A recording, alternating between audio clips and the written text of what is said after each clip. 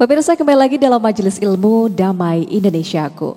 Tadi pada segmen awal, Habib Ali telah menjelaskan kepada kita mengenai akidah yang merupakan pondasi agama bagi kita sebagai umat muslim, terutama dalam menjalani kehidupan di tengah dunia yang penuh dengan fitnah ini. Lalu sebenarnya apa saja ya pemirsa fitnah di dunia yang mengancam kita sebagai seorang muslim? Pada segmen ini Ustazah Nida akan menjelaskannya kepada kita. Silakan Ustazah. Bismillahirrahmanirrahim.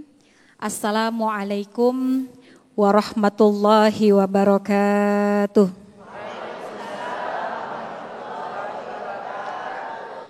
Alhamdulillah. Alhamdulillahilladzi a'azzana bil Islam wa ayyadana bil iman. Wassalatu wassalamu ala sayyidina Muhammadin khairil anam wa ala alihi wa ashabihil kiram, amma ba'du. Subhanaka la ilma lana illa ma 'allamtana innaka antal alimul hakim. Rabbi shrah li sadri wa yassir li amri wahlul 'uqdatam min lisani yafqahu qawli.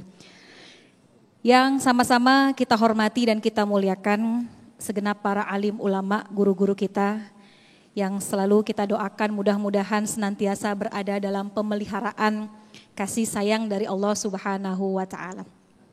Mas Sofyan dan Mbak Indi selaku pengatur acara pada siang hari ini, segenap jamaah, bapak-bapak dan ibu-ibu sekalian, dan juga seluruh pemirsa Damai Indonesiaku TV One dimanapun berada, yang insya Allah kita semua selalu berada dalam limpahan rahmat, limpahan berkah dari Allah Subhanahu wa Ta'ala.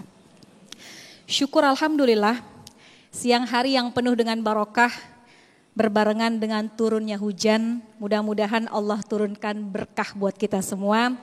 Kembali kita bisa duduk bersama-sama di majelis kajian Damai Indonesiaku untuk membahas satu tema yang menarik.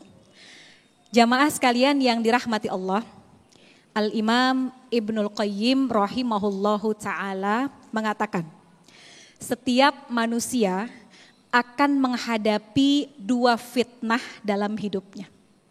Yang pertama fitnah syubhat, yang kedua fitnah syahwat. Bisa dua-duanya masuk ke dalam hati kita atau bisa salah satu dari keduanya. Apa yang dimaksud dengan fitnah syubhat? Fitnah ini dalam bentuk keraguan atau ketidakyakinan akan ajaran agama Islam. Ragu akan adanya Allah, ragu akan adanya Rasulullah, ragu akan adanya Al-Quran sebagai firman Allah. Dan banyak ketidakyakinan lainnya yang merasuk dalam hati kita sehingga itulah yang disebut dengan fitnah syubhat. Ini fitnah yang cukup berbahaya karena bisa merubah akidah kita. Kalau kita biarkan lama-lama iman kita semakin terkikis. Kenapa bisa terjadi fitnah syubhat dalam hati kita? Kurangnya ilmu dan pemahaman tentang agama.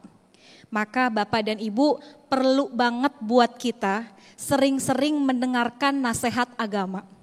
Ilmu yang mendekatkan diri kita kepada Allah akan semakin memantapkan keyakinan kita kepada Allah. Itu yang pertama.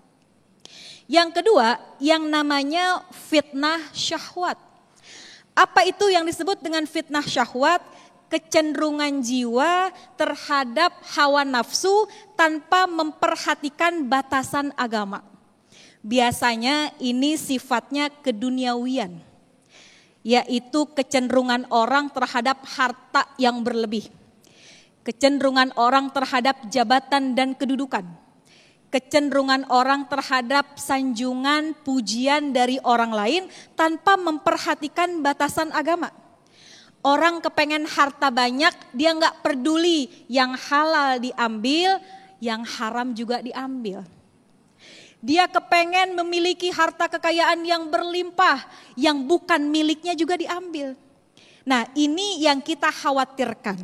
Kalau fitnah syahwat ini dibiarkan dalam hati kita, lama-lama pun iman kita akan terkikis. Karena kata ulama, iman itu ada 4 macam. Yang pertama, al-imanu la yazidu wa la yankus. Iman yang gak naik, gak turun, begitu-gitu aja. Siapa yang memiliki iman ini imannya al-malaikah. Imannya para malaikat stabil. Yang kedua, al-imanu yazid wa la yankus. Yang kedua, iman naik, gak turun-turun. Imannya siapa ini? Al-anbiya, imannya para nabi. Yang ketiga, al-imanu yankus wala yazid. Iman turun, gak naik-naik. Ini imannya iblis. Yang keempat, al-imanu yazid wa yankus. Tar naik, tar turun, naik lagi, turun lagi. Ini kira-kira imannya siapa, Bu? Imannya kita manusia. Kenapa iman bisa naik? Al-imanu yazidu bit-ta'ah. Iman bisa naik karena ketaatan kita kepada Allah, wa yankusu bil maksiat.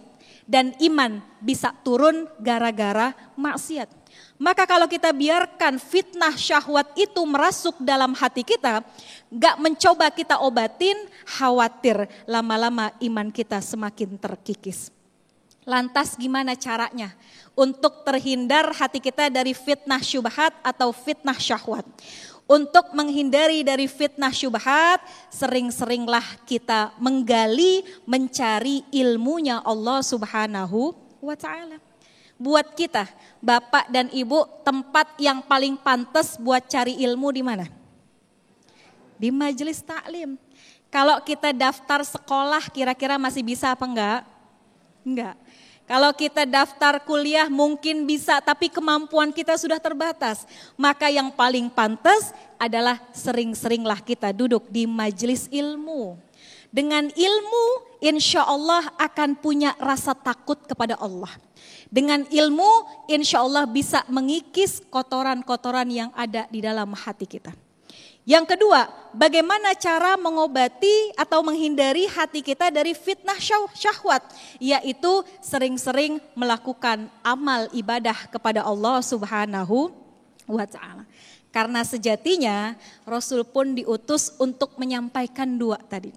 Walladzi arsala rasulahu bil huda wa dinil haq. Allah mengutus nabi kita untuk membawa petunjuk. Petunjuk di sini adalah ilmu agama. Sebagaimana yang tadi disampaikan oleh guru kita, dengan adanya ilmu agama kita bisa mengenal siapa Allah.